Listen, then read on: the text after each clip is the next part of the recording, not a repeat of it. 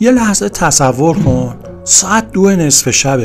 اون زنی که مدتیه ذهن تو رو مشغول کرده توی تختش غلط میزنه، بالش رو بغل کرده، چراغا رو خاموش، ولی چشماش بازه، چون هنوز داره به اون سوالی فکر میکنه که تو امشب ازش پرسیدی. آره، یه سری سوال هستن که اگه دقیق و به موقع بپرسی کاری میکنن که هیچ مرد دیگه‌ای به چشم اون زن نیاد. نه قدت مهمه، نه قیافت، نه حتی پول توی جیبت، چون این سوالا مستقیم میزنن وسط قلبش.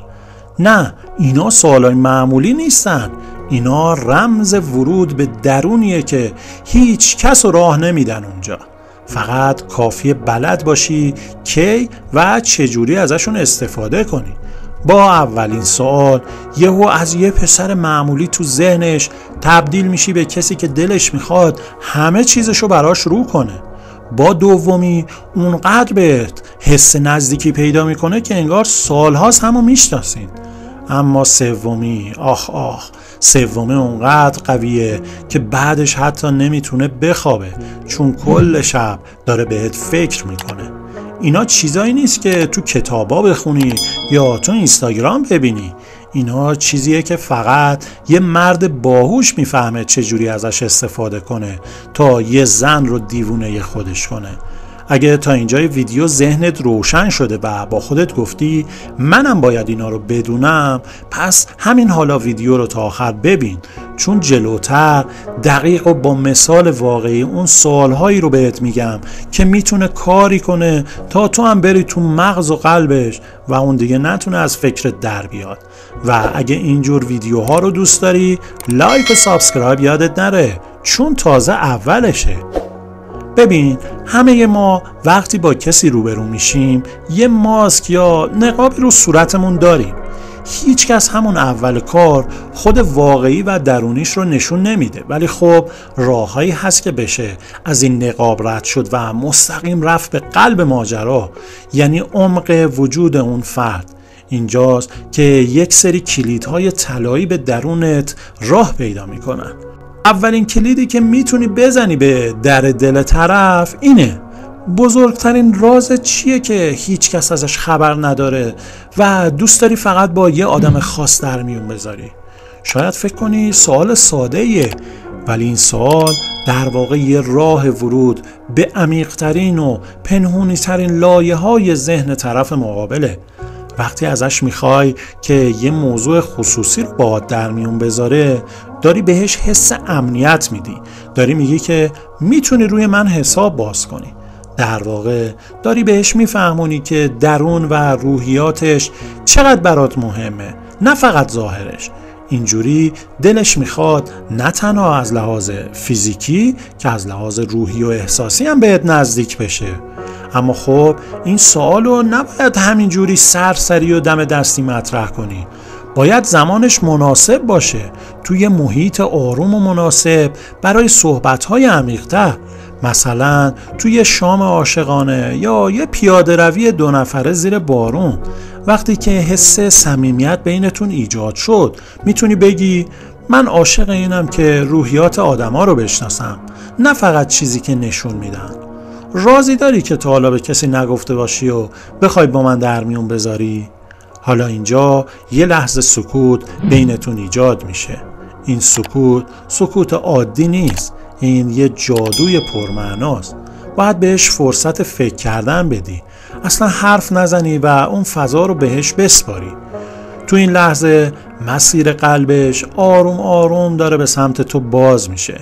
کم کم شروع میکنه از ته دل حرف زدن، چون حالا یه پایگاه امن و یه آدم امن پیدا کرده که میتونه احساساتش رو باهاش شریک شه. وقتی رازهاشو بهت میگه بدون هیچ قضاوتی و با اشتیاق کامل گوش بده. اینجاست که اون نیروی مغناطیسی جادویی و عمیق بینتون شکل میگیره و دیگه محاله بتونه تو رو فراموش کنه. کلید دوم میتونه فاصله بین شما 2 نفر رو خیلی کم کنه و یه شعله داغ اشتیاق تو وجودش روشن کنه که دلش بخواد هر ثانیه کنارت باشه.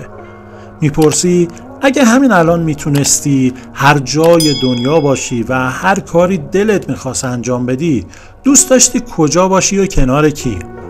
این سوال قلبشو به لرزه در میاره. شاید ساده به نظر بیاد، ولی تو داری با چند کلمه یه پنجره رو به دنیای مخفی رویاهاش باز میکنی. رویاهایی که شاید هیچ وقت با کسی در موردشون حرف نزده. با این سوال یه موج از حسهای خوب مثل شادی و هیجان تو وجودش بیدار میشه و بهترین بخشش اینه وقتی داره رویاهاش رو به زبان میاره و تو ذهنش مجسم میکنه، ناخودآگاه تو رو هم کنار اون رویاها به یاد میاره.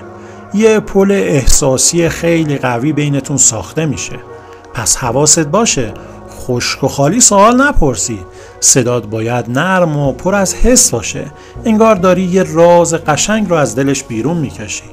وقتی شروع به تعریف رویاهاش میکنه با ذوق نگاش کن، با علاقه گوش بده و مدام سوالت رو بیشتر بپرس تا گفتگو ادامه پیدا کنه. خب چی شد؟ اون موقع چه حسی داشتی؟ بعدش چی؟ با این کار فضای گرم و پر از کشش ایجاد میکنی که دیگه نتونه تو رو از فکرش بیرون کنه. حالا نوبت سوال آخره. این سوال کاری میکنه که نه تنها بخواد توی رویاهای خوبش کنارت باشه، بلکه یه تأثیر عمیقی روش میذاره که دیگه هیچ وقت نتونه تو رو فراموش کنه. باید بپرسی بهترین خاطره‌ای که توی زندگی داری و هر وقت به یاد میاری لبخند روی لبت میشینه چیه؟ خاطرات مهم آدم‌ها همیشه با احساسات قوی گره خوردن. وقتی این سوال رو میپرسی در واقع داری کاری میکنی که برگرده به اون لحظه لذت بخش و موجی از حسهای مثبت دوباره به سمتش سرازیر بشه. انگار داری بهش کمک میکنی اون شادی ها رو دوباره تجربه کنه. این سوال باعث میشه ارتباطتون خیلی صمیمیتر و عمیق‌تر بشه. وقتی اون حس لذت بخش رو در حضور تو تجربه میکنه، هر بار که اون خاطره رو به یاد میاره تو رو هم اونجا تصور میکنه، در حالی که اصلا اون موقع اونجا نبودی. وقتی اولش اعتماد اولیه شکل گرفت، تو هم میتونی از خاطرات شیطنت‌های بچگی یا گذشتت صحبت کنی تا فضا آماده بشه. وقتی داره خاطرش رو تعریف میکنه وسطش مدام نظر بده. وای چقدر باحال. خب بعدش چی شد؟ از اون روز دیگه چی یادت میاد؟ حتی از آدمهای داخل خاطرش هم سوال کن. با پرسیدن این سوالها داری به اون خانم حس خاص بودن و یونیک بودن میدی. اون حس میکنه تو واقعا کسی هستی که به خودش و احساساتش اهمیت میدی.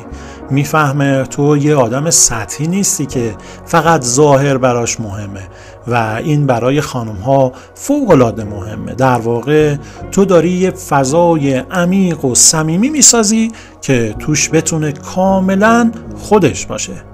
اگه یکی از این سوالها رو امتحان کردی و دیدی چجوری فضا بینتون عوض شده، حتما برام کامنت بذار. میخوام بدونم چی جواب داده و چی جواب نداده. اگه هنوزم این سوالا رو استفاده نکردی، وقتشه بری تمرینشون کنی.